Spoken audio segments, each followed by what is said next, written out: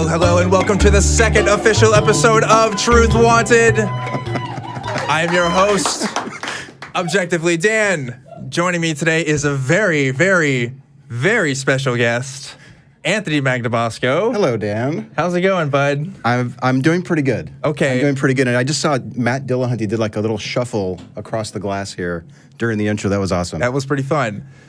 So, in case you don't know what this show is about, if this is your first time watching, this is a little bit different from the other call-in shows.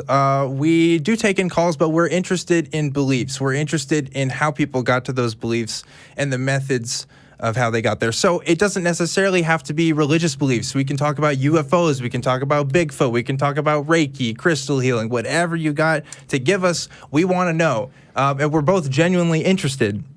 Now, the reason why Anthony is a special guest is because we got a little bit of history. A little bit. You want to talk about that a little bit? Yeah.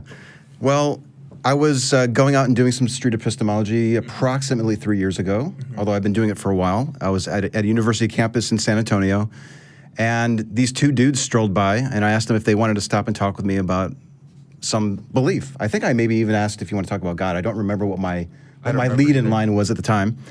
And Dan and a friend stopped to talk with me. We ended up chatting for a good 40 minutes or so. Yeah. I tried to clear up some misconceptions about what an atheist is. Yes. But more importantly, I was challenging why they thought a God was real. Mm-hmm. And we ended the talk on pretty good terms, and he never contacted me again. It was like, what's going on? I gave him a card, never reached out. Yeah. Well, that's not true. You waited about 2 years or so. About a year and a half or so. Yeah. Yeah. Mm-hmm. Dan emailed me and said, hey, I'm not a believer anymore. I'm an atheist. And I was like, we have to talk. So we did. We met, and I wanted to get the story. How much of an influence was that first conversation on his journey out of his belief? And we ended up becoming good friends. We actually filmed that second encounter as well. Yes. So both of those encounters actually are available on YouTube right now on Anthony Magnabosco's channel. So that's right. It's kind of weird because a lot of people say they were Christian and stuff. I have like video evidence of it. Yeah. Of me just talking to you but I can imagine somebody would still say, but you weren't a true Christian. Oh yes, and I do get that a lot. Yeah. But you have video evidence that shows like I was like doing ministry at the time. Yeah. I was in the student ministry, and it was just a crazy, crazy time. Now I will say this while we're talking about this right now, Anthony was very integral into my experience as far as, my religious journey. I do not credit Anthony as being the sole reason as why I'm an atheist today. And I think a lot of people make that mistake. Mm-hmm. I think of you as a stepping stone to the conversation in general, because I wasn't thinking in quite the same way. I didn't really have the tools to think critically as well about my beliefs. So like my journey took a lot of personal study and a lot of time and a lot of talking to other people, but like it kind of got the ball rolling from talking to you as well. And so that's why I'm personally an advocate of street epistemology, because some would say victim. I'm a part of that process. I represent a part of that process of mind change, and I'm proud to do that. I'm proud to show other people how other people can change their minds in the same way I was. I know that not everybody will change their minds the same way I do, and I know that there are other methods out there to talk about other beliefs. I mean, there's tons of other shows on this network alone that demonstrate that, but I'm here to show you that maybe there is something to the method that we do use, and we like to demonstrate it by talking to other people who want to call in and ask us about, what we think about things, and we can ask them questions, and it's just kind of a fun time. Sure. And honestly, if you had messaged me the next day and said, I'm now an atheist because of that talk, or even a year later and you said that was the one and only thing that led me out, I would be skeptical of it, and I would probably be a little concerned about your critical thinking skills, even though that maybe you came around to my side of things. Yes. Does that make sense? Yeah, absolutely. Because my beliefs especially were very much deeply held. And anybody that you know that has really deeply held beliefs, usually it's a process of changing those beliefs. I mean, you may drop one part of that in a day, but there's a whole superstructure that gets built up over time with lots of little beliefs that are contingent on like bigger beliefs. And we just kind of talked about, a big part of that was like the faith discussion that we had. Yeah. But you had a pretty unorthodox definition of faith too, if I recall. I think so. I think I used my whole Christian history is weird. People can go back to the video. Yes, and watch you it. can go back to the video and watch it. Like, I don't want this to be all about me, but it is fun that you're here, and like, I would not be here in the ACA studio right now if we didn't have that conversation, which is weird. I'm glad that you brought this up because I was Yeah. thinking that maybe we can just like take a moment to like at least acknowledge how cool this is that I ran into you as a stranger, you know, here and now we're here. We're like, you have your own show. Yeah. And you're practicing a technique that I in a way introduced to you. That's so cool for me to see. Yeah. And I'm really excited to see where you go with your show and where you take it. I really am. Yeah, life's a wonderful, strange thing. And also, I looked this up recently. You actually showed me that conversation happened almost 2 weeks ago from today. Exactly. Right. It's October 10th, 2015, and now it's October 2018. So. And I don't know why I looked at that up. I think I was just there's a playlist of all the encounters that I've had with you, or you've given a talk on street epistemology, so I threw that in the playlist. This show will be in that playlist, and I think that I was like, I wonder how long that was ago that we met, and yeah, it's been like 3 years. Yeah. Came a long way in 3 years. Really, really, really awesome. So, like, this is my message to you that people can change. It does happen. Your conversations are not for naught. At least, I mean, not always. But there may be better ways of doing it than others. Who knows? We'll see if maybe our methods are better in some cases. But we got a lot of callers here, so... I noticed that there's quite a few here. Yeah, do you want to pick a caller? Do you have one in mind? Honestly, I can't. Okay, I can't really see it. Can't really too read much. right now. That's fine. Some interesting names there. Sure. Yeah. You pick. Go for it. Okay, let's talk to David in Las Vegas. David, are you there? Hey, what's going on? Hey, how's it going? Hello, David. Okay. Hey, what's going on, guys? Well, first off, I want to say thank you for having me on your show. I appreciate the whole entire platform. The way you encapsulate belief and understand that it's a bunch of little micro beliefs that hold up somebody's entire relief or excuse me, belief. That's kind of how I like to look at it. Correct. Yeah. Yeah, it often can be. Yeah, especially if we're talking about religious beliefs, because those are so deeply ingrained in ourselves and in our culture and stuff. It's just a metaphor, but sometimes we talk about a tower of beliefs or a Jenga stack, blocks or something like that. You're kind of building this construction to make sense of the world as best you can. But yeah, I'm sorry. Go ahead. Yeah, no, absolutely. It's how I've been able to, as a Muslim, come to terms with the reason why I think the way I do. As an American, born in 1978 in Ventura, California, grew up in Ventura County, Oxnard, Port Hueneme, living on the beach. I had a different experience with nature, but similar to other people's experience with nature. I just happened to have a boogie board in my hand, in my early teens.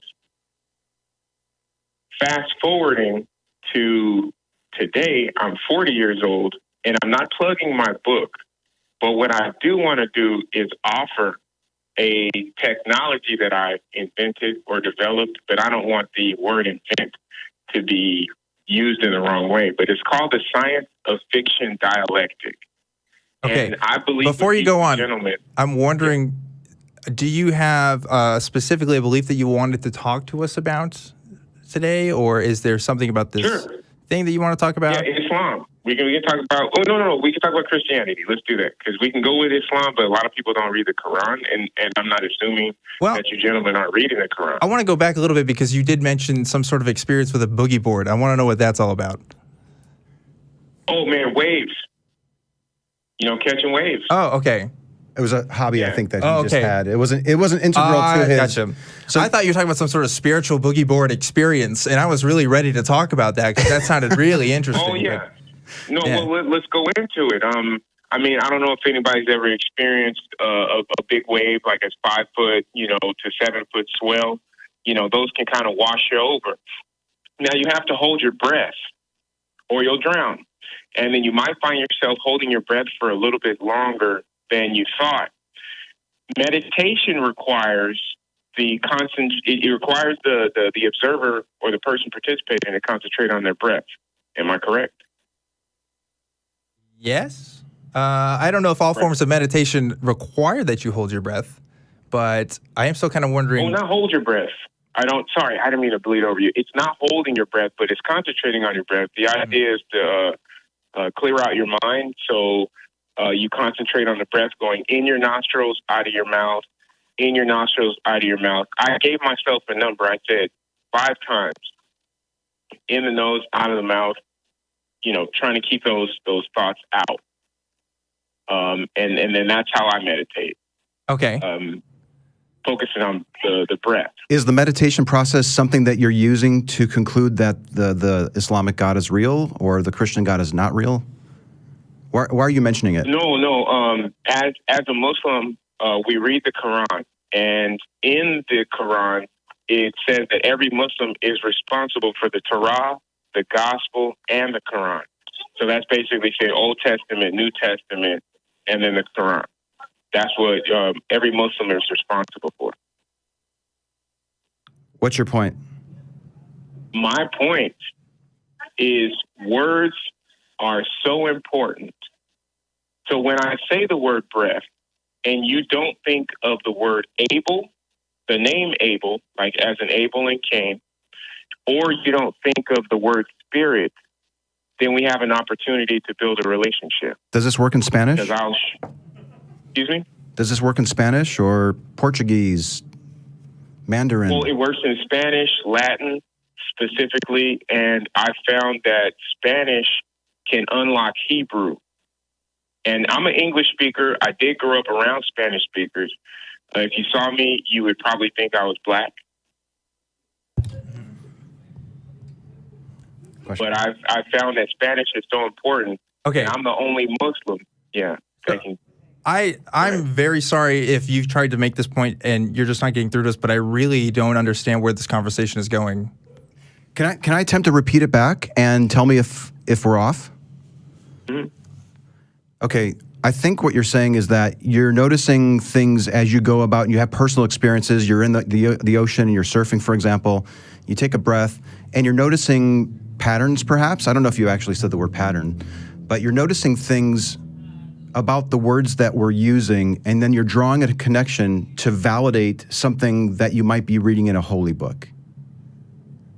Yeah, well, yes, because we have to establish that every holy book is a mythology, and that's just what do they call it? Intellectual honesty. Is the holy book? Do you think that a God exists? I believe yes. Do you believe that a God exists because of a holy book? Yes. Is that holy book a mythology? Yes. What does mythology mean to you? Mythology to me gives me a mind to imagine things that I never had an opportunity to imagine before.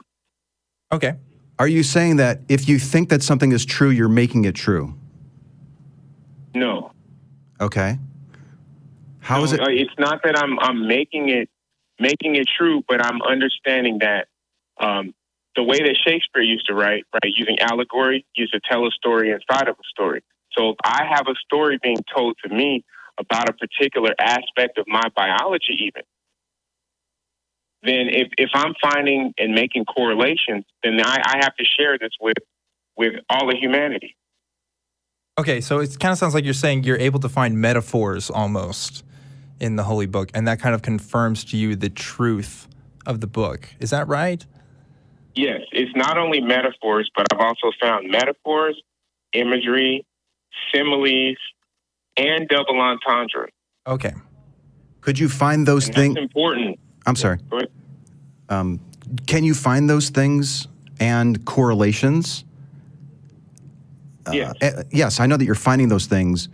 When you find those things, are they always true? Or can you find those things and later discover that, I was mistaken on that one? I have been testing this since 2013, and I have not found where there's been a failure in the feedback loop. I'll give you a word, and this is a mistake that everyone is making, even myself. So I'm not like taking myself, I'm the smartest person in the room, but However, I will take time to learn what someone else is learning. I'm a Muslim, but then I started reading the Bible because of my wife today, who's a Christian. So I kind of left my Muslim, leanings behind and got with this Christian woman, and then started reading her holy book because I'd never read it before. You know what I'm kind of wondering? I'm kind of wondering here is, have you ever encountered a situation where you read one book and you conclude A, and then you read another book and it says not A? It actually contradicts the first thing that you've concluded. The way I've been able to solve those contradictions is using etymology. I come across something called the 7 Canons of Etymology, and this was produced by W. Skeet, I think in 1873, 1879. But with that being said, he is the official when it comes to a dialectical conversation about the English language. W. Skeet, the 7 Canons of Etymology. Number 7 last name stands out. Let me ask you a quick clarifying question. Yeah. By understanding the etymology of the holy books or the words of the books, are you saying that you're able to find that the contradictions you once thought were contradictions weren't actually contradictions? Yes. Okay. So you're saying if we can look at the etymology of these different holy books and we really look at the root words, and if we study the original context, we'll find that all these holy books actually tell truth and don't contradict each other in any way. Yes, I will even go so far as to tell you, and this is maybe the first time you're hearing this, and this is a far claim, I'll back it up though, is that the Holy Bible, King James Version, maps the human brain. And we're talking including neurons. The King James Version maps the human brain. Yes, through words, through definitions. I'm sure you gentlemen have used a concordance, like read out of a Bible concordance. Sure have. Okay. Didn't find the human brain. I'll tell you that. That's pretty awesome, though. I'm actually kind of wondering if you and I. Your name is David, right? If you and I, David, could write a book together and just completely make up everything that's in it, none of it's true, and then teach somebody how to use your method, and then hand them our book, do you think that they would? How else can a virgin? Oh, wait, hold on. I just want to tell you, a virgin. Well, why would we have to go so far as to make something up? A virgin already had a baby. So if you can believe that, then you'll believe anything. However, understanding that maybe you could be that Jewish woman giving birth to the Savior of the world. But you're missing my point. And then nurturing that baby. The point is, I'm wondering if we just completely made something up out of whole cloth, it's complete fiction, it's not real. Could somebody use your method and conclude that it's really true in reality using your approach? No.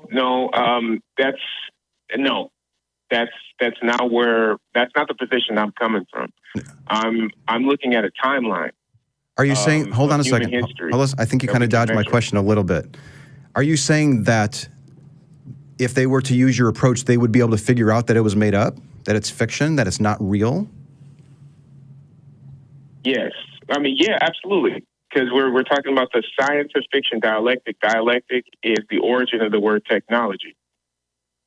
Okay, so basically you're telling me I could present you a book right now and you could tell me whether or not it's actually true in its contents based on comparing it to the other holy books that you know to be true.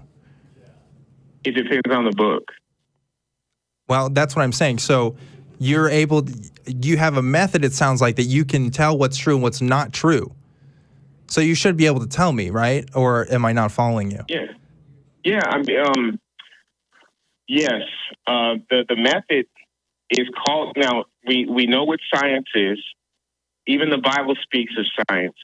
And the God in the Bible says, hey, science, don't let somebody mess it up for you. Science is real. Okay, like there's real sciences out there. One that I have found that I have used is called Dogon cosmology. Are you guys familiar with Dogon cosmology? I'm not, but I actually have one more question for you, maybe before we move on to another caller. Yeah.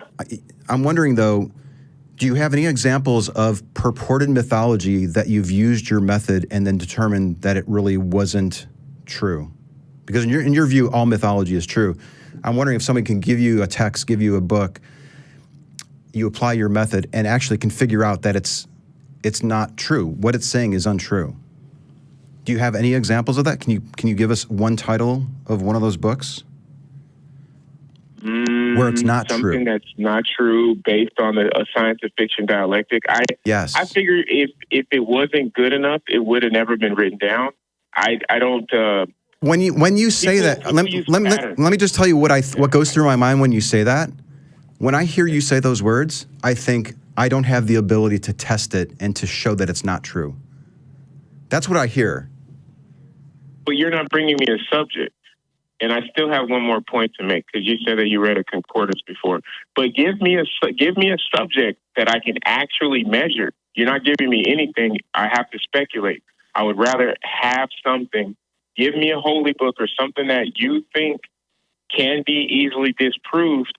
Okay. And then I'll run it through my filter. Honestly, I wouldn't spend 1 second coming up with an example. I would ask you to provide the example of what you would accept to show that your hypothesis, this thing that you just laid out to us, is not true.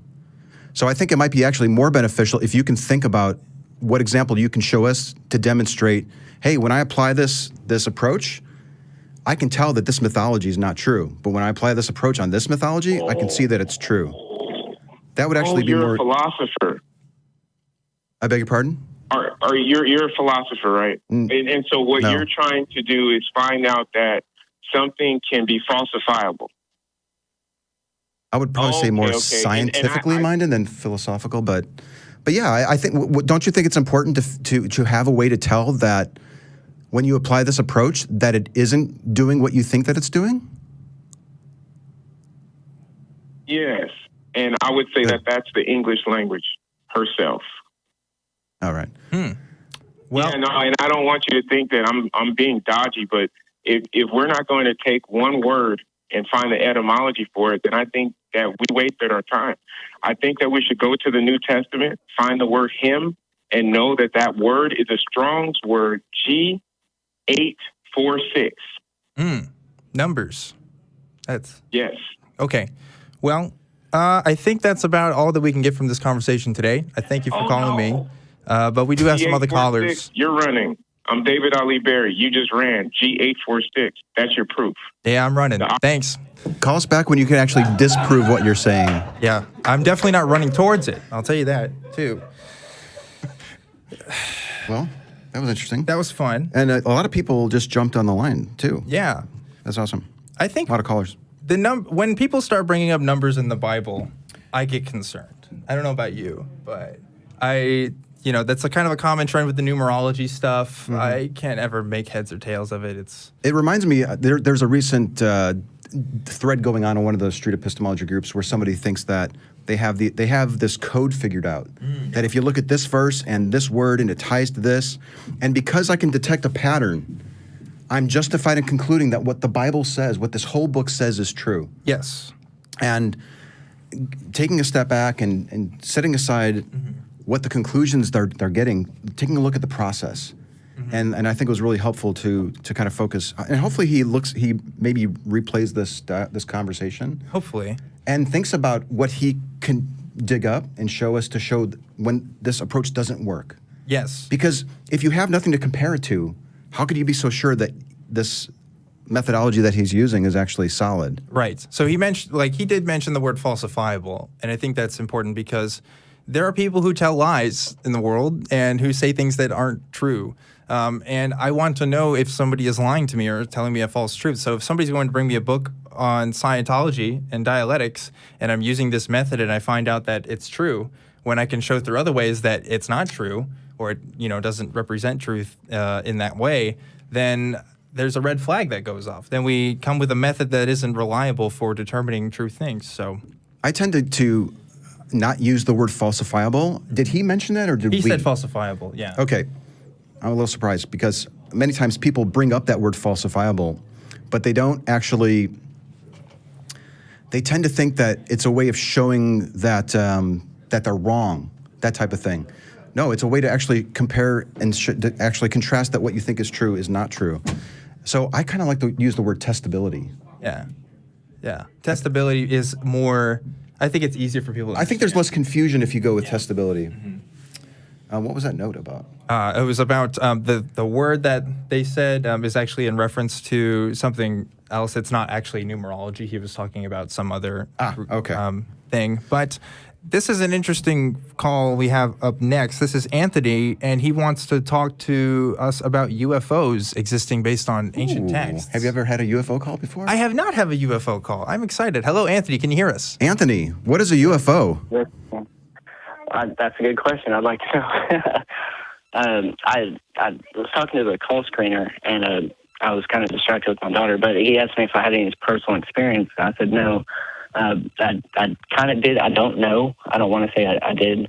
But it kind of reminded me of the videos I've seen on like YouTube and stuff, like flashing lights and stuff. But I was driving home from work one night, and I was at a stoplight, and I saw this like a bigger light in the sky than I thought it was like a plane or something like that. It wasn't flashing. It was kind of just like a blob, kind of just glowing and stuff at one spot. And it was just kind of right by the red light, just in my perspective. So I, as I kept going, I could see it in the sky. And then I'm a little nervous. It's okay. When I was on the bypass, I could still see it. And then all of a sudden, it just like zoomed, just like a flash of light, just like, and it kind of just freaked me out. And I was by myself, and I just started kind of going crazy, just in the car, like, what was that? Oh my God. I don't know what it was. I don't want to say it was like a UFO or an alien or anything. I don't know what it was. But, I don't know, just from like Sumerian, like the Anunnaki and stuff like that, one of the oldest civilizations.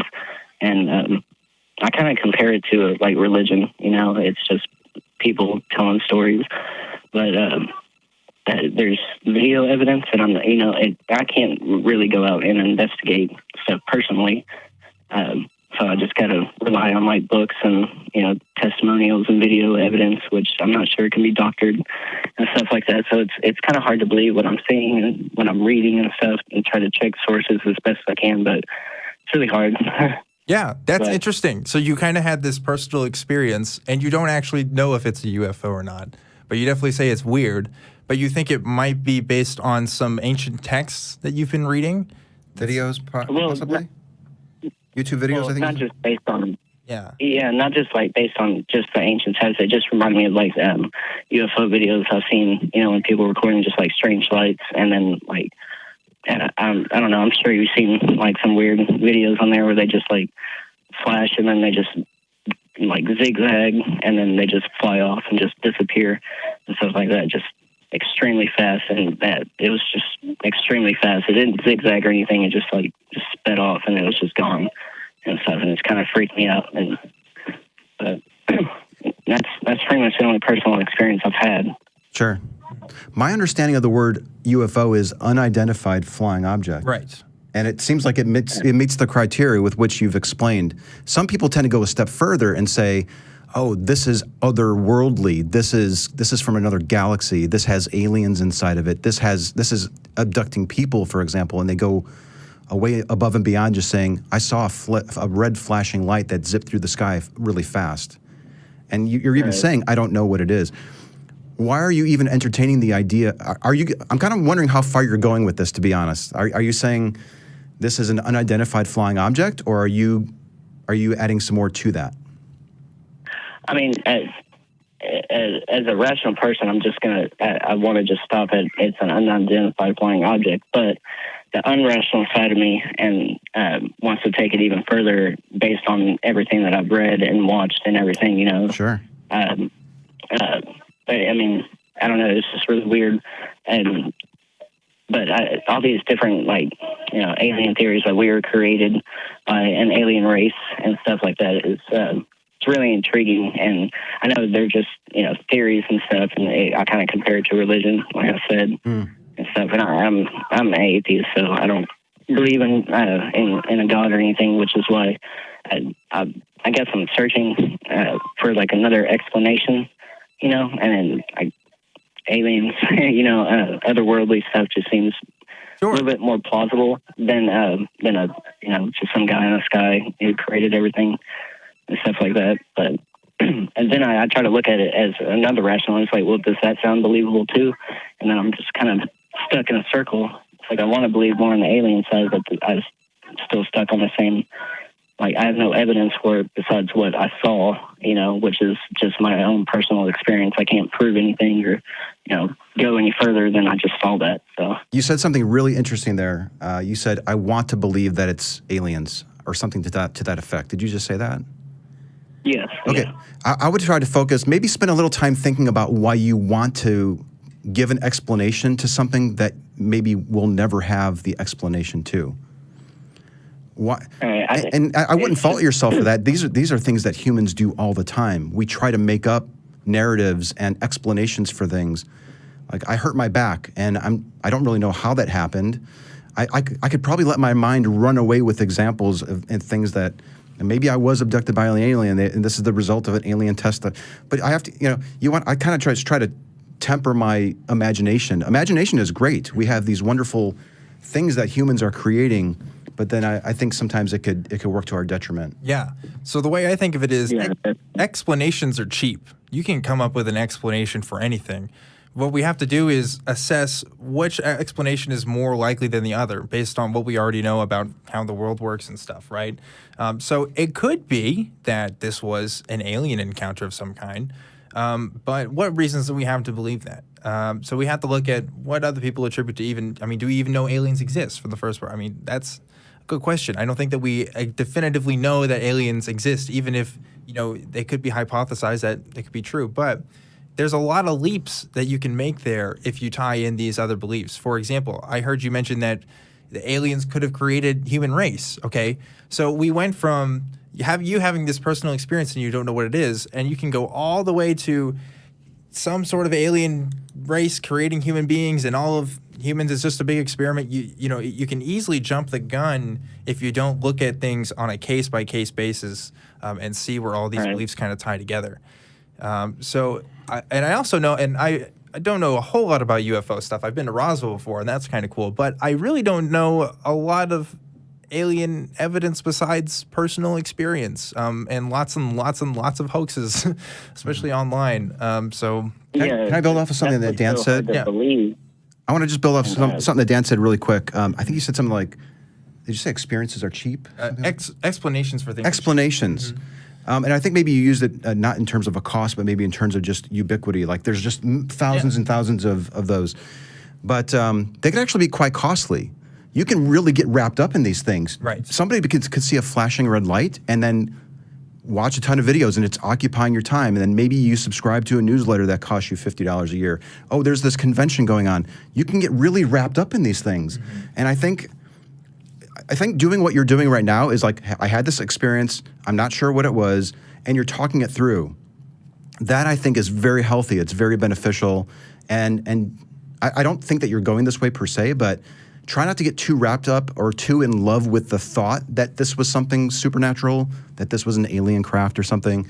But be open to the possibility. I guess it's entirely possible. But don't just try not to let your imagination run away with you, where you're actually investing yourself and your time in this belief. Not because it's not possible, but because it's not warranted for you to have those beliefs. Yeah. Right? So there is a difference, because, I mean, I'm all for aliens, like, being a thing, but the evidence that we need to establish that aliens are a thing, I haven't seen yet, right?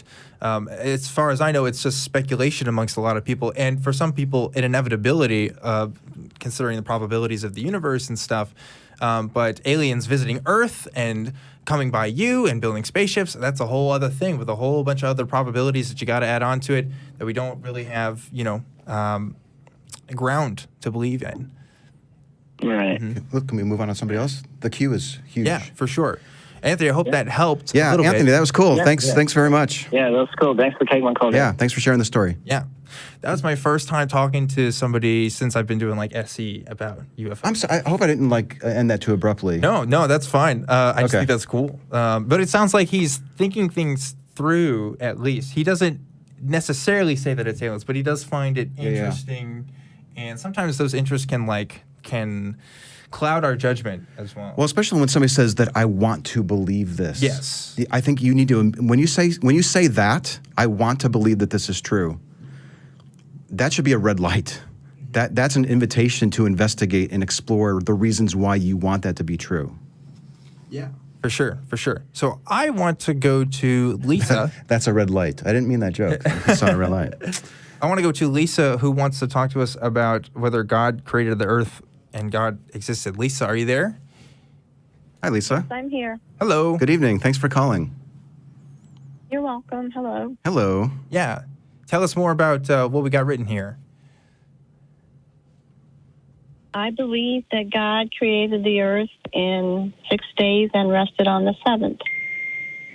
Cool. Oh, I hear a beeping noise. Yes, I do hear it beeping. Sorry. That's okay. The Hot Cool. Pocket is ready. So the first thing I would ask is, why?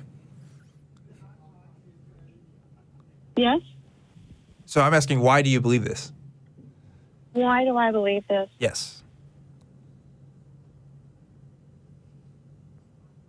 You said, do you think the earth is created in 6 days? Yeah. Yeah. Yes. Yeah. I believe it. I'm just thinking if I say because I was taught it, then... I mean, it's in the Bible, and I was taught it, and I feel like I've seen scientific evidence that supports that the earth isn't really millions of years old. And...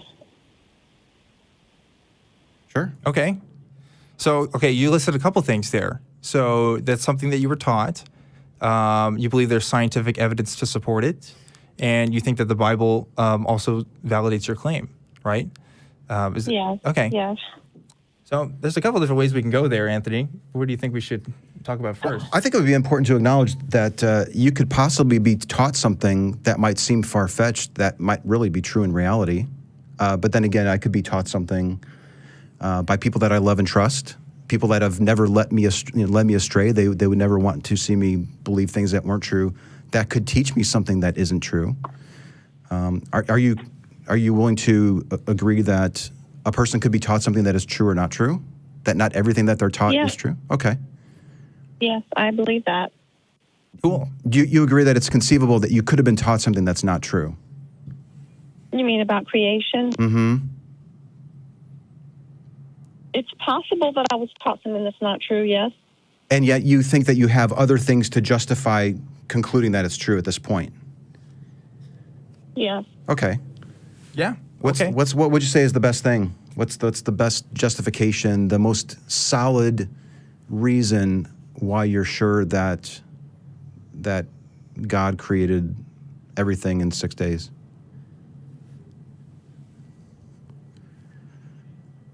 I'm thinking. Take your time. Thanks.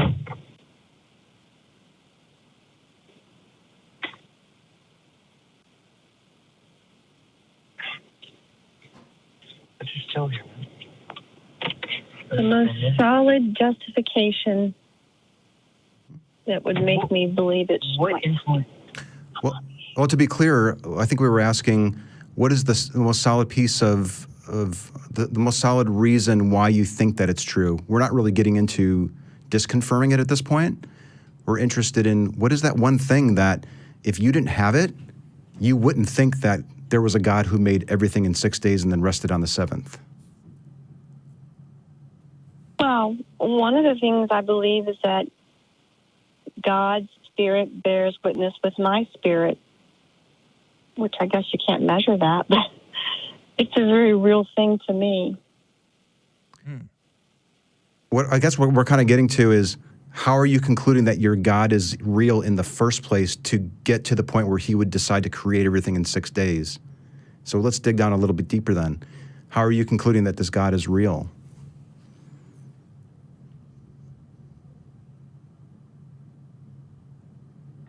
all of creation declares him and praises him. All of creation? What is The it about world is creation orderly. that convinces you that there's a God?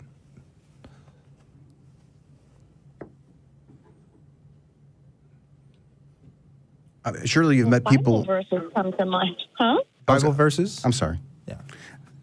Yeah, I mean, I'm thinking of Bible verses, but then I guess you would say there's doubt that that's real. I don't know. Well, I mean, I think I would ask you why you would consider the Bible to be a reliable source of knowledge on what's true and what's not true. Well, isn't that what faith is about? I mean, you take it by faith. What does faith mean to you? It's something that might not look real, but you believe in it. It's the substance of things hoped for, the evidence of things not seen. Something that might Faith, not I look mean, that's real? what- Faith is something that might not look real, but you still believe in it? To some people, yeah. I mean, you take it by faith. I mean, Are you taking it by faith that the Bible is true? And everything the in it? Bible is true. Yeah, that everything that the Bible says is true and that the God is real? Is faith the big linchpin here to this belief? Yes. Would you use faith to come to the conclusion of other things being true? Such as, Well, anything really, that you know that your mother or father exists, for example. well, I know they exist because I grew up with them. So you have a different reason than not- faith to know that they exist, right? Right. But I mean, when you sit down in a chair, don't you have some faith that it's not going to crumble underneath you? But are we using faith in the same way there that we're using it in the way that we're describing knowing the existence of something? Yeah, I mean, I'm trying really hard to think about this and try to think, well, you know, what can I really say that will not seem empty to you? And I'm just not sure what to say. Yeah. I'm not that great a speaker. No, I think you're doing really great. And sometimes people don't spend a lot of time thinking about these beliefs. So don't feel bad. I'm really glad that you called. I mean, I think it takes a lot of guts to call an atheist show, or I don't know if you're. Yeah. Are you calling yourself an atheist show, or we're sponsored by the atheist We're community? sponsored by an atheist community. I don't exclusively call this an atheist show, but My son put me up to this, okay? hey, I think that's wonderful that you're willing to go through and actually call the show. And so props to you, really. Can I just talk about faith a little bit more? Yeah, if that's go okay? ahead. Go ahead. All right, so you gave a great definition of faith, and you gave a great example of faith, and it's a very common one. A lot of people will say that it might not look like something that's believable, but I'm going to believe it anyways. That is close to the definition I think that you gave. Or I'm going to sit in a chair and I'm going to take it on faith that it's going to hold my weight. It's a very common thing that we hear, but I think there's a big difference in the way that most people who are using it to conclude that gods are real, or that holy books are a source of truth, or that the universe was created in 6 days and then rested, the deity rested on the seventh day. And that is a testing component. So I might, by your definition, use faith and sit in a chair and it holds my weight. But then again, I have a way of testing to see if my faith was not warranted in that situation. What would be a good way to test that situation with a chair? It might collapse under my weight. It might squeak and one of the arms fall off or something like that. That would be feedback. The legs might look a little iffy. Yeah. There might be something about it, right? My point is that I think the way that you're using the word faith might be lacking a critical element, and that's the ability to test to see if the faith that you're applying to conclude that something is true is not reliable, is woefully inadequate to support the belief that you think is true. So we might be throwing a lot at you here, especially if this isn't something that you normally talk about or think about. And I don't want you to feel like you were put on the spot, but Okay. give us a little feedback. Like, has this been helpful to you? No, I don't. What I want to say, one thing is my faith is very important to me because it's sort of how I'm able to look at the world and see. I went through a lot of adverse experiences growing up. And, the son that put me up to this, he once commented, like, Mom, I'm surprised you're not in a gutter somewhere drunk or on drugs just because of what I went through. And I look at it like, God was there. Does God want terrible things to happen to people? No. But I believe that he can sustain us and he can help us and strengthen us so that we're not overcome by them. I mean, I guess some people are overcome by them, but for me, it's been a rock in the midst of a lot of difficult things to understand that I believe I can't have all the answers on this side anyway, because it's not heaven, but knowing that there is that to look forward to just means a lot to me. That's really wonderful that you are able to use your faith in that way. And I'm glad that faith works for you in that manner. If you don't mind, I'd love to tell you a little bit about myself to kind of echo what you're saying. So I grew up in the Christian church, and I was a student leader for an evangelical ministry for a bit. And I also used faith as a tremendous, I would say, comfort for what I was going through in my life and what was going on. And I found a lot of great people in my community. I did a lot of activities through them, and I thought I was doing a lot of great stuff for the world. But what I realized was when I was talking about faith that way, that didn't have anything to do with whether God was real or not, or whether he actually existed. I realized that the comforts that I'm getting from this doesn't necessarily have to come from a faith position, and it could be from something else entirely. And actually, my faith I felt the same way as you probably do right now, where I was kind of struggling for answers to kind of come up with a better way than just kind of the empty fluff I've been told for a lot of my life of how to justify my faith. But I really found that I couldn't do it. And that was really hard for me too. But what I got from that was, okay, I can either go back and try to look for better ways to justify my beliefs, or I could change my beliefs. And sometimes change is a good thing, and we need to update our beliefs to match everything else that we find and see if it, corresponds with the background information that we already know. And maybe that's something you want to consider for yourself, or maybe you want to go back and find other ways to figure out why you believe what you believe. But it's important that we do have these discussions anyway and are able to talk about these experiences because they're incredibly important. I know it was very, very important for me. I really want to credit you for calling a show like this to discuss this. And if you would, it takes guts. It really does. But I really encourage you to take a long, hard look at faith as you've defined it and ask yourself about, is this testable? And I recognize that the beliefs that you have because you think that this is true, in your view, they give you value. They've given your life meaning. You think that you've gotten through difficult times because there's an entity, there's a God who's helping you through it, who's watching you. There's this wonderful payoff at the end, perhaps. It could be kind of difficult to consider the possibility that might not be true. But I would just encourage you to maybe just consider it, like investigate faith a little bit. And hey, if you find out that faith is not a really reliable way for getting to that conclusion, it just might be yourself who got through that difficult time. It just might have been you. Well, I mean, I believe that we all have different strengths and we have different personality traits. And I think that the experiences we go through shape how we respond to them to survive and stuff. But I mean, that's the human part of it, but still I believe that in the part that gives me faith, I believe in that too. Let me ask you this then.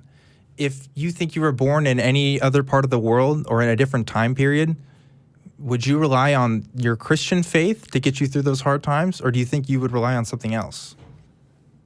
No.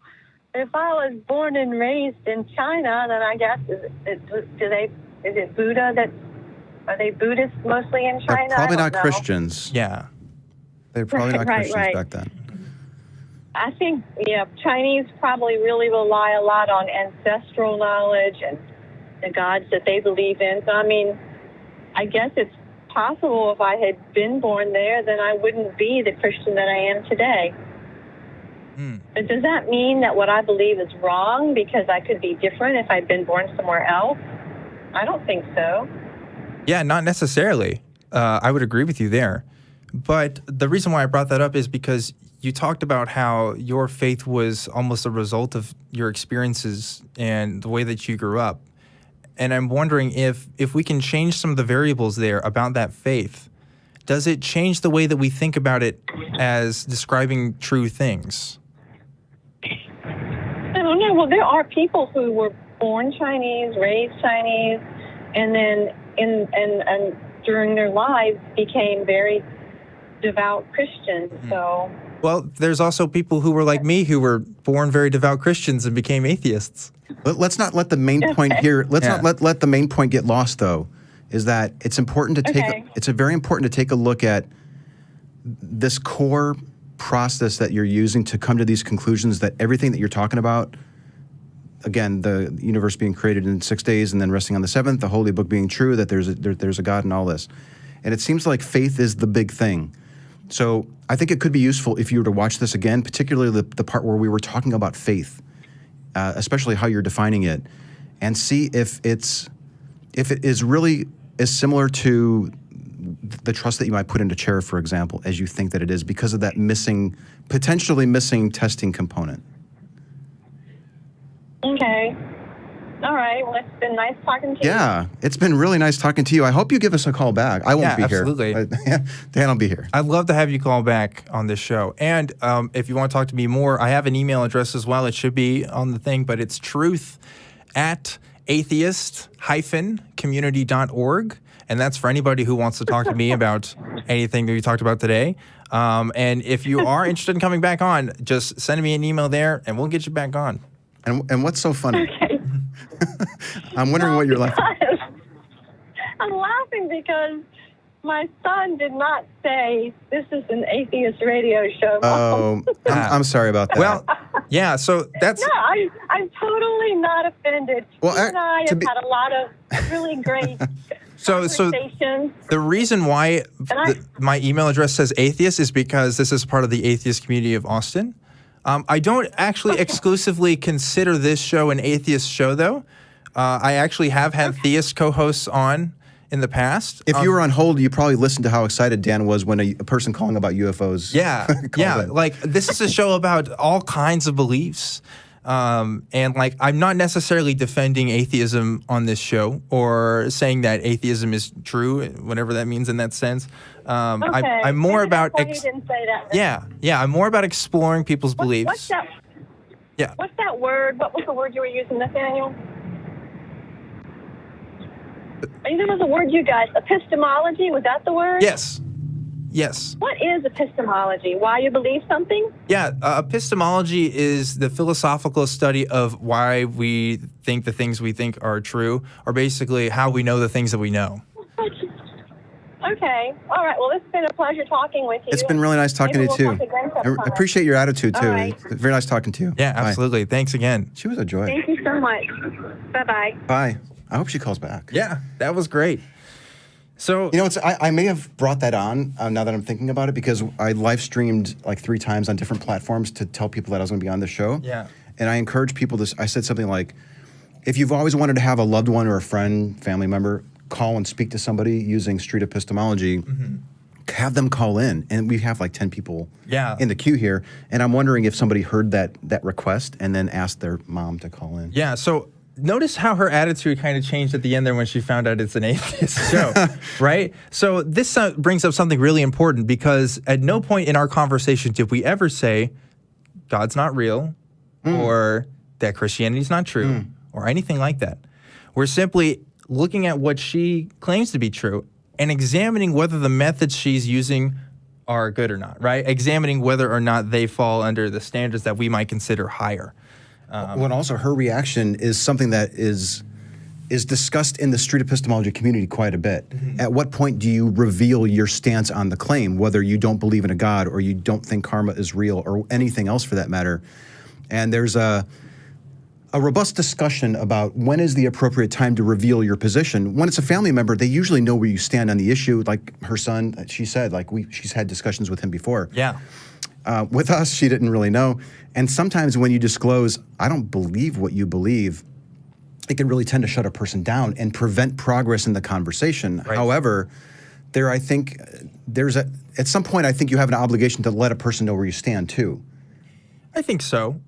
Yeah, that's a topic of discussion in the SE community. We can get probably way into that's it. happened for a long time. SE's my jam. I just love talking about it. Yeah, but I kind of go in that direction. But that was just a great conversation. I was super satisfied with that. So let's go ahead and go to Derek, another call from Las Vegas. Derek, what's going on? Hey, what's up? Hey, how's it going? Pretty good. it says you believe in the perennial philosophy. I have no idea what that is. Is that what you wanted to talk about today? Sure. Okay. I wanted to agree with the first caller. He said that he reconciled the contradictions through etymology. Mm-hmm. I don't know if you recall that. Yes, I do recall that. Yeah. But if you recall, the big point that I think, and I don't know if he quite got it, was we were wondering how he can figure out that his approach wasn't leading him to the conclusions that he thought that was the case. Right? You remember that part? How you mean? How does he know? Well, I mean, I would if I was him, I would refer to actual research and scientific studies that have been done relative to those topics. And, what science has demonstrated today. Okay. What is it about this that convinces you personally? I'm not even quite sure what we're talking about yet. Yeah, I guess so. Using a dialectic method to discover the truths of a holy book? Is that fair to say? Or even with the female caller was calling about earlier about how she had faith. Yes. I don't recall what your rebuttal was. If you could refresh my memory. Well, so the main thing we had about faith was we wanted to know whether it was a reliable method for determining true things. So if I had faith, for example, in just about any belief, and I found out that that belief was wrong in some way or another, then I would lower my confidence in just having faith as being a reliable method to know things. So in the same sense, using a dialectical method, if we don't have a way to confirm or verify whether or not the things that we're doing are actually true, because if we already believe the things that we're trying to verify are true already, then we have a problem because we're not actually getting anywhere. We're kind of already confirming what we already believe. So, you're just questioning the method then? Yes.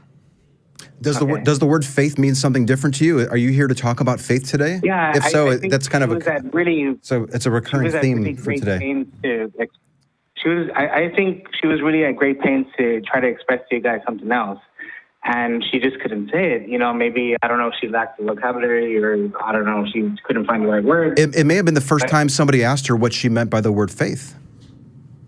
Although I think she volunteered it, if I remember right. But yeah. Where are we going exactly with this? I think what she was trying to say was what I think a lot of religious people try to tell atheists, but they can't exactly describe it. But it's like I didn't once called it a hintergedanke, like it's a hint all the way in the back of your mind. But in religion, it's defined as necessarily true. It's defined as almost like a divine intuition, as something you just know. Sure. And if this is correct, then that means everyone has it at the very depths of their, psyche. Everyone has that intuition. You know what I immediately thought when you said that is they have these studies where they put a baby on a table, a baby that can crawl, and it instinctively knows that there's an edge and that it would fall, but it's never fallen before. Is that what you're kind of talking about? Like, is this an innate thing that humans just have? No, I believe it is. I believe it is innate, and I think the more science probes religion and religious experience, they find that it's always been innate. That's been the explanation with every study. I don't know if you follow any of the research on so-called mystical type experiences that Roland Griffiths talks about, or the God helmet, or any of these types of there's some studies that were done on Tibetan monks, nuns who enter these states through meditation.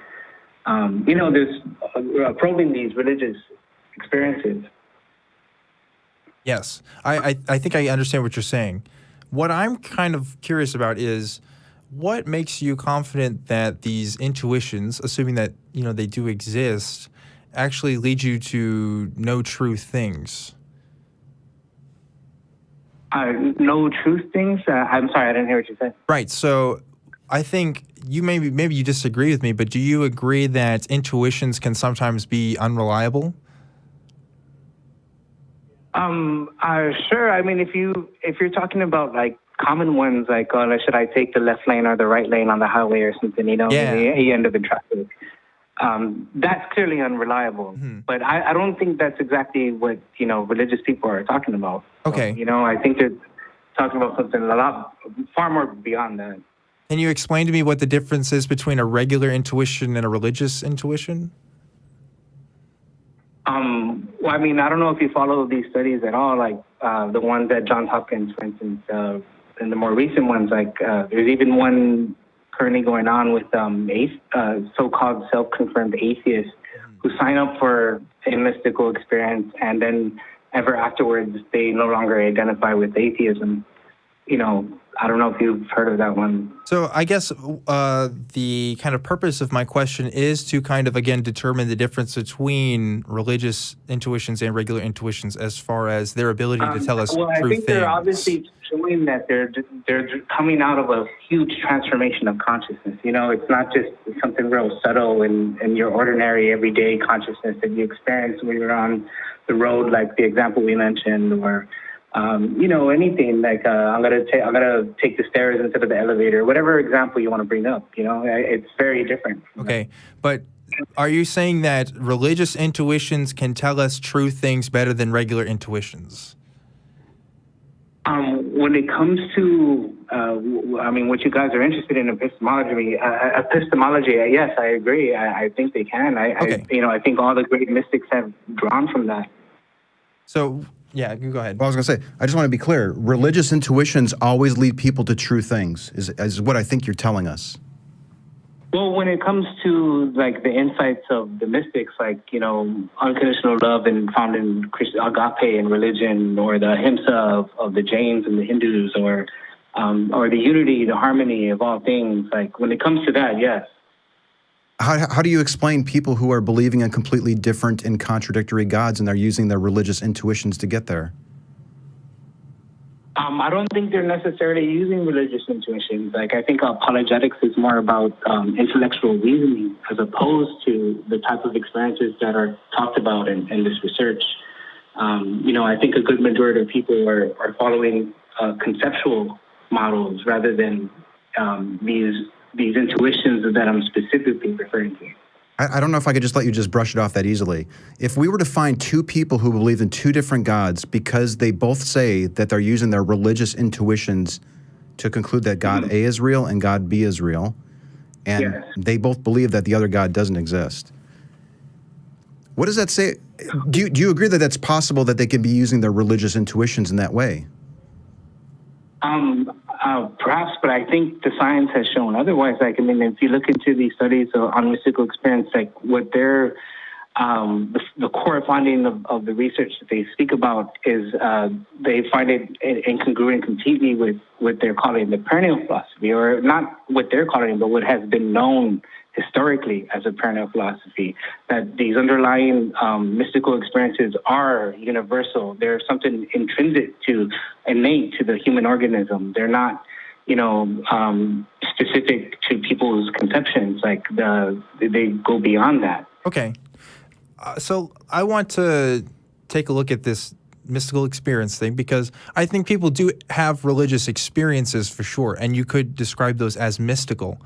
But what we're really trying to get at the heart at with this is the reliability of those mystical experiences to tell us true things.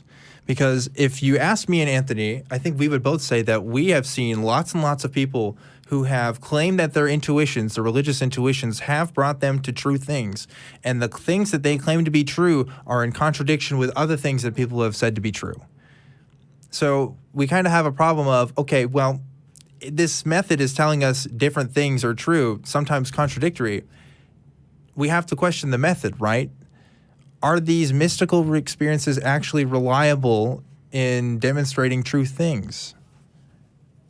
I would agree. So, I mean, I think you're trying to. I think it's almost as though you're conflating something, different phenomenon. Like when a Christian says, "I feel God in my heart," and they kind of just like blurt this out in the ordinary state of consciousness, right there in front of you in mid conversation. I agree completely with Matt Dillahunty. You know, when he says, maybe you should go see a doctor. You know, maybe it's just heartburn. You're metaphysicizing heartburn or something like that. But what I'm referring to is a very specific phenomenon that has been really concretely defined over decades of research within the scientific literature that neuroscientists are calling a mystical experience, and it's in orders of magnitude different from that kind of intuition. We are talking about something completely else. I mean, I feel maybe you guys maybe haven't been following the research. I'm certainly not aware of it. Yeah, I'm not. This is not something that I'm following. And yet, I think 3 times we've tried to get a handle on, and you keep seeming to brush it off. And maybe we are just misunderstanding, or I'm misunderstanding here. But I think it just keeps coming back to me for taking people. If 2 people, again, I'll just repeat it, and I'm not sure where we're off here, but if 2 people are concluding that something is true because they have this innate experience, but they're conflicting with each other, one of them has to be incorrect. Yeah. One of them has to be, or they're not using the experience, or they're both incorrect. In a way, that's kind of like a loaded question. It's almost like a straw man argument built into the question. Like what the scientists finding is people who meet criteria. It's not the volunteers themselves that label, they don't deem themselves to have had a mystical experience. It's gauged, it's assessed by the professionals involved in the research. Okay. And so, well, I'll ask you something specific then, and maybe this can help out. Do you believe that a God exists, for example? I mean, if you wanted to couch this position into like a yes or binary. Okay, I can actually make it even more clear. I want to know something that you've determined to be true through a mystical experience. It doesn't have to be a God claim. It can be something else. Well, I agree with the research. I agree with what they're saying. Like, I agree that they're claiming that it's evidence for the Perennial philosophy that the core mystical experience expressed in each of the major religions is one and the same phenomenon in consciousness that's universal to human beings. Okay. I agree with them. So are you saying that you yourself personally have confirmed the existence of a universal phenomenon through these mystical experiences? I found this research by virtue of my own experience with this. Okay. So you have had mystical experiences yourself? Yes. Okay. Have those mystical experiences led you to any conclusions? Well, aside from agreeing with the research. Yeah, regarding the research. I just want to know about your experiences. The harmony, the unity that's emphasized in the research is definitely what I agree with. But I am not talking about the research, right? I want to know about your experiences and what you have determined yourself. I mean, the whole reason without the research. the whole reason I gravitated towards it is because it was synonymous to what I concluded myself. Okay, I want to know what you concluded, right? Well, I mean, I didn't conclude anything other than what's been shown, by this research. And I've been told what that is exclusively. Like, I don't know something, a claim that you've made about reality or about God or anything supernatural or anything out of the ordinary that has come about from these experiences. Well, I mean, I think physics is heading towards the direction of saying that, trying to come up with a theory of everything, that all the laws of the universe, physical laws, are they work in a harmony. You know, that everything is truly one in some way, that some really, profound way our minds cannot comprehend. That's something that Einstein was trying to, explain. Perhaps so, but I think we're out of time for this call. We have some other callers that we want to get to. I really appreciate you calling, though, and maybe you can get involved with the ACA Discord, talk to some people there or something. They might be that'd interested. be a good option. Yeah, to talk to you about that. We have a street epistemology Discord as well. That's fun. But unfortunately, we do have other callers. So I appreciate you calling, though, Derek. Hey, I appreciate it, man. I hope you look up some of the stuff if you find any of it interesting, man. Yeah, maybe so. We'll see. Thanks again. Can I just say how proud I am that you asked some good fucking questions there? Yeah. Because I was thinking, I'm going to ask him how he can tell the difference. And you asked that question. And you asked another one. I'm like, damn, that's a good question. And then you asked another one. Oh, I'm proud of you, man. I'm proud of you. There's a lot of people that say that I'm like your protege, and I really, really fucking hate that. Yeah. Dan is not my protege.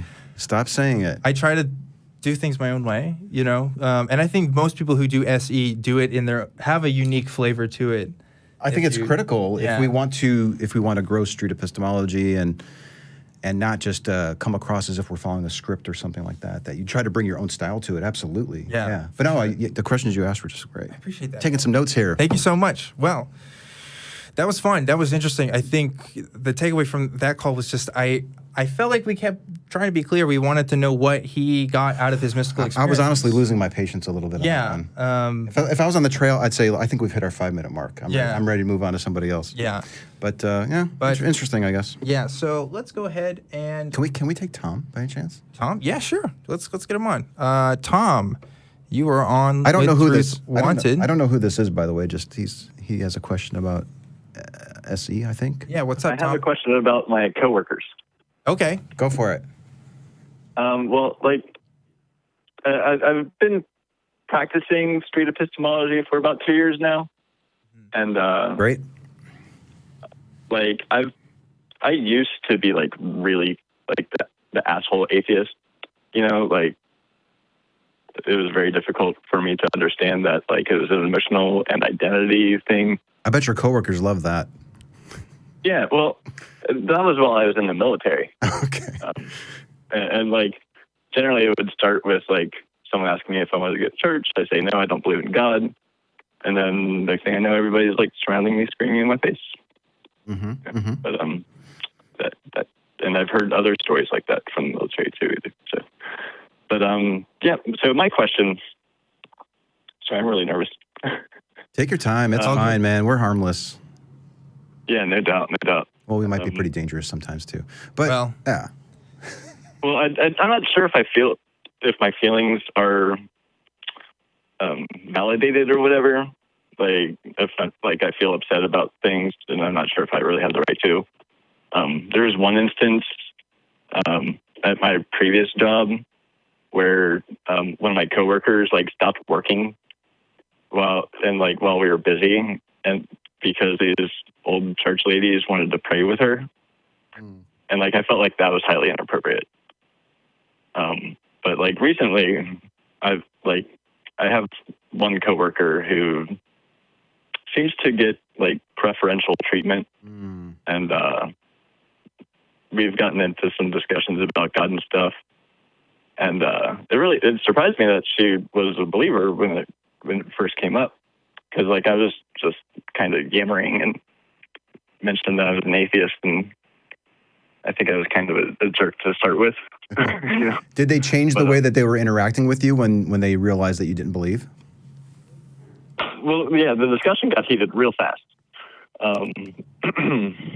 She was saying you don't have the right to change people's minds and stuff, and trying to explain to her well, I can't deny that is kind of my intention, but I wanted plant seeds, you know, I hear people say that, and I think that it's a really good way to do it, because people definitely come to their own conclusions much better than somebody else making them, Yeah, I follow you. But, I think sometimes in those situations, making an appeal, Matt brings this up all the time about wanting to believe true things and as few false things as possible. And I think it's wonderful. And maybe just starting from that standpoint that, and I assume that you value truth. You can mention that you value truth. You can ask them if they value truth without insulting them, because they probably do. And maybe just say, that's where I'm coming from. I'm coming from this point of view that if your God is real, I want to believe it. Yeah. If it's true. But if it's not true, I don't want to believe it, and I would probably want to help you figure out that it's not true too. Can we work together on this? And if they're praying and if they're doing these things at your workplace and stuff, they're, whether they realize or not, implicitly making claims about reality and about how it functions. And I think just as you have the right to believe what you want to believe, you also have the right to question the beliefs of others, especially if it's affecting the way that you're working with somebody and stuff. So, and this honestly, this all taking place at work throws a little bit of a wrinkle in it too. Like these types of discussions might actually be frowned upon because of the I don't know what the word I'm looking for. The environment that you're in, and the problems that could result, especially because people love their beliefs and they're very defensive of them. And this particular conversation, it got heated really fast. Sure. But we're working together, and it was very difficult to just end the conversation. Like, normally with like a stranger or something, you could just part ways. Yeah. But like, this is pretty harsh.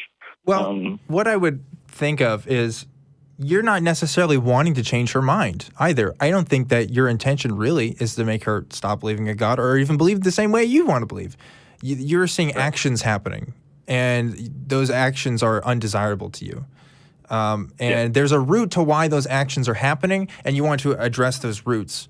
But it might be better to kind of focus on the actions first before you get to the belief. And I understand that beliefs inform actions very much so, but what's the bigger likelihood here, that you're able to convince someone to change their actions about something or to change their, deeply held beliefs about things? And maybe that means talking to her about what you believe, and why your beliefs matter in the workplace. But, there's other ways of doing it besides just an SE. Well, why do you think that this is, the best thing, And it says here that you've been trying to use SE at work. I don't know if that was covered during the call, but let me just bring that up. And might I suggest a slightly different tact? Maybe instead of approaching it of how can I talk to them about this very sensitive topic that tends to get them upset, and the way that people are treating us at work is dependent on how we stand on this issue. Maybe look for other opportunities to use Socratic questioning, which is essentially what this is, on other topics, safer topics, something that won't get them riled up. Try that, and try to approach it from the point of view of try to approach it from the point of view of how can I teach them how to do this. That might actually be a better use of your time than possibly putting them on the defensive when you're talking about a sensitive topic like their God existing. Yeah. Well, the first episode of Truth Wanted, I watched when it aired, and there was a caller who was not taking to the program. Like, he just wanted to argue and debate, and it's like it seems like that's what I'm confronted with here. Like, I would shift topics completely and not talk about God at all. If they bring it up, sure, use the counter apologetics that we've all come to know and love to defend your point of view. But when it comes to challenging them, if they are not strong enough to allow you to question them, then, and you still want to help them, then pick a safer topic and teach them how to use this method, and they'll eventually use it on their God belief. Right. Let me add on to that as well, because when we're in a state of anger and we're in a state of confusions and our emotions are on high, that's our amygdala response happening.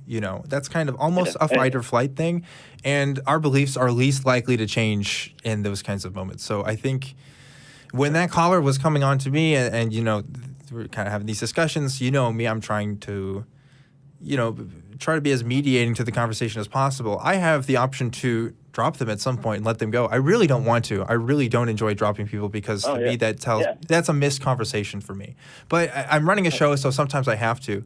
You have as much time in the world with this person, and I would take advantage of that. You know, be patient with these people until they're able to come to a place where they're ready to have those kinds of talks. And maybe that means letting them vent their frustrations to you, and you just listen to them. And that's kind of counterintuitive sometimes to the way we act, because sometimes we want to be like, no, you're wrong. This is why. Let me give you list 1, 2, 3, and 4.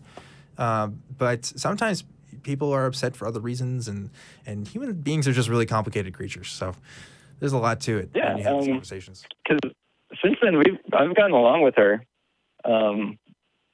Like, we were able to put that aside. But, like, it still... She talks about it, and I just avoid the conversation because I expect where it will go. You know what could be interesting is the next time you're sitting with her and somebody else makes a claim that you both disagree with. You know, maybe you can work with her and actually teach her how to use this method, and then use SE on the other coworker's claim, perhaps. There's lots of ways you can go about doing this. I have coworkers that are much easier to talk to, and they have like beliefs in astrology and stuff, and like we can talk about that. So, yeah. Oh, good. Perfect. Cool. I would stick on that. Thank you for your time. Yeah. Thank you so much for calling. Absolutely, Tom. It's a pleasure to finally talk to you. I talk to you on Facebook sometimes. Me or Anthony? Yeah. Which one? Which one? Yeah. Sorry. It was. I'm assuming Anthony. Binary. Yep. Mm-hmm. Yeah. Okay. So. Okay. Yeah, that's cool, Tom. Let me know if you need more advice on that, man. My email address should be on the screen there, and feel free to call back whenever you have something else you want to talk about. Really enjoyed this conversation, man. Yeah. Hope things work out. Keep us posted. Thank you. Yeah. What time does the show go to? Usually goes to 7:30. Okay. If everyone's up to it in the audience, we can do one more call. One more call, y'all? Control room said yeah. One. Let's finish up the calls. Finish the queue. Cool. So we have Mark calling in from Colorado. Maybe do 5 minutes each or something? Yeah, we'll see. Speed queue. We'll speed queue. Mark, what's going on, man? Hey, how you guys doing? So glad to hear. Anthony and Dan, right? Yes, you're correct. Objectively, Dan. Keeping up. I think I'm doing all right. Keeping up. That's good for me. Yep. Yeah. So I was wondering if you guys have ever heard of black dog sightings or black dog syndrome. Black dog sightings or black... I've heard of black cat sightings. Like it's an omen or bad luck or something. It's kind of a weird thing that happens to people who do long-haul trucking or extremely late-night shifts. Oftentimes they will hallucinate that there are little black animals running across the road. And at one point in my life, I was manning security for a large company and its owner as well. And it took an extreme toll on me, like 123 hours a week, absurd hours. And I literally thought I was seeing black animals running around my car as I was driving home. And I was convinced they were true. And it wasn't until that, honestly, I woke up on the side of the road with my engine running and my handbrake on and no idea how I got there, that I realized that I had been damaging my mind so much by depriving it of sleep and nutrition. And I find this very, very analogical to how religious people often find their visions. They oftentimes deprive themselves of food or social interactions to get there. Yes. Definitely does happen. And I think there's some commonality there because we are all, basically the same human creatures, and we have similar vulnerabilities when it comes to how our minds work. And, at the time that it was happening, I was convinced there were little multi-dimensional black animals running around me beside the road. Right. Of course, it was completely untrue. Yeah, there's definitely truth to that. I'm so sorry. Yeah. So, fasting is a real thing that religious people do for the purposes of inciting some sort of inspiration from God. I've participated in several fasts myself. And part of it is in veneration, part of it is part of the ritual and things like that. But there is a strong tradition, and not just amongst Christians, but of other religious beliefs, to deprive yourself of, like you said, nutrients and other forms of things to gain some sort of mystical insight. It's the reason why monks in the Catholic Church just kind of go off and live life out in the woods and be by themselves for a while, because it puts you in a certain state of mind. This is one of the examples of where religion can cause real harm. This idea of not just religion, though. It's philosophy as well, because many Buddhists don't consider themselves religions, but they still take these same sort of extreme. That's a fair point. Sure, I might even be part of a bowling club, and there's this idea that exactly. I think there's a philosophical point that's not quite connected to religion, but it's really close. It does. They're kind of dancing hand in hand in the. Well, it's a physiological point. It's a biological point. You know, we're biological creatures, and we have certain biological needs in order to function normally. And if you deprive us of those needs, then there's a predictable empirical result of what happens whenever we don't. And so we can pretty obviously claim the source to a lot of these experiences. Not necessarily all of them, but certainly many of the ones which people claim.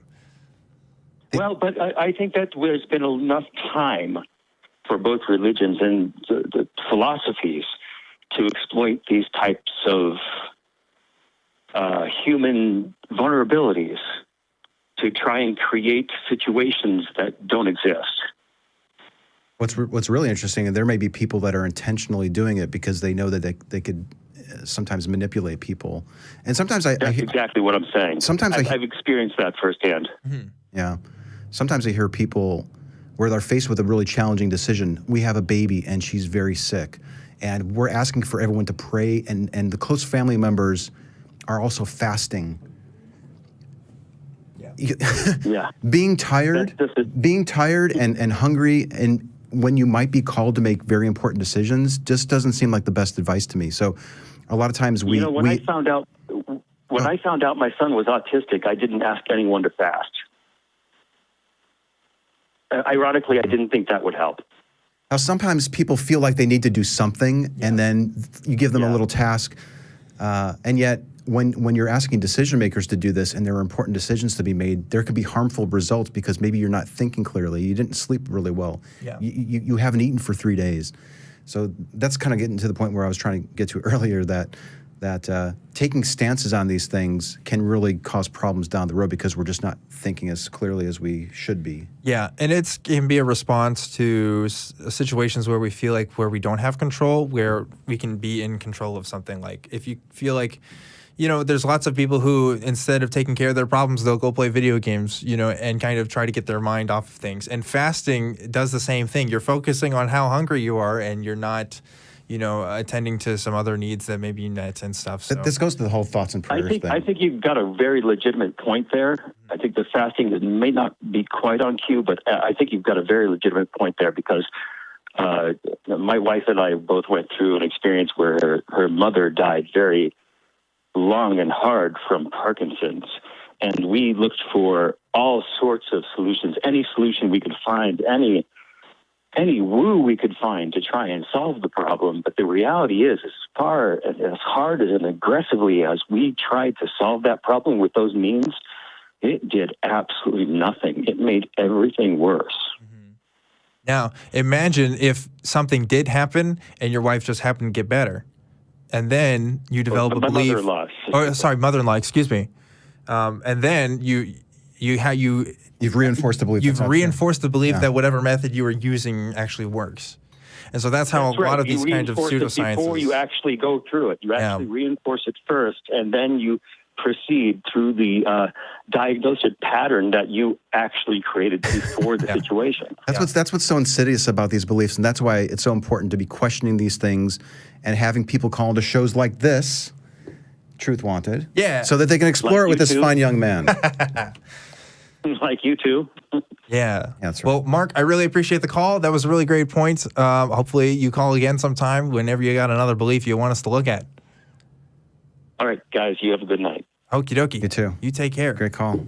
Wow, that was a lot of calls. Yes, I think Awesome that show, dude. about wraps it up for tonight. Folks, if you really liked what you've seen here today, you can go ahead and subscribe to the Truth Wanted YouTube channel. So right now we're streaming on the Atheist Experience channel. Be sure to head over to Truth Wanted. You can check out our last episode and some of the other proto episodes maybe that we'll be uploading in time as well. You can see some of my other guests I've been on here. Last week we had Genetically Modified Skeptic. And we will continue to have the show on Friday nights at 6 o'clock, so not Sundays. Will this be the last time that you're chasing the Atheist Experience? Last time we're going to be doing it on Sunday. We're going to be switching back to Friday nights. So this Friday, I plan on having another guy from the street epistemology community come on. His name is Tyrone. He is from the channel Let's Chat. He's a great guy, and I'm really excited to have him on. So be sure to look forward to that. If you want to support me and the ACA in general, you can go to my Truth Wanted Patreon page, and you can give us donations there. We're thinking about ways of how we can improve some of the rewards and stuff. So if you have any information on that, or you just want to talk to me in general about other kinds of things, other claims that you've heard, or comments, criticisms, or whatever you want to tell me, my email again is truth@atheist-community.org. And you can also catch me on Twitter. I am at ObjectivelyDan on Twitter. I'm pretty active on there as well. Anthony, where can people find you at? Oh, you can reach me on my Twitter, which is at Magnabosco. I also have a YouTube channel, Magnabosco210, and a Facebook page, Magnabosco210. I don't have a Patreon, so if anyone likes the work that I'm putting out, I'm going out and talking to people and uploading the videos to my YouTube channel. If you've ever wanted to support my work, I would ask you to send a donation to the atheist community of Austin, and maybe even specifically Truth Wanted or one of the other shows that you like. No, Truth Wanted, though. That's what you want. Truth Wanted, okay. Yeah. Well, pick one and stick with it maybe and support them. They're doing great work, and they're normalizing atheism, and they're setting a great example for others that maybe are on the fence about coming out. And I think shows like this give them a good reason to do so. Thanks for having me on. Dude, this was really awesome. Yeah. This has been one of my favorite episodes so far. It's been really great. The best out of two. Right, yeah. So, not including all the extra ones that we've done before this. So, we're going to wrap it up for tonight. Thanks again for joining us, guys. This has been really fun. Remember, everybody, always keep wanting the truth. I'm your host, Objectively Dan. Thanks for joining us tonight. Goodbye. Bye.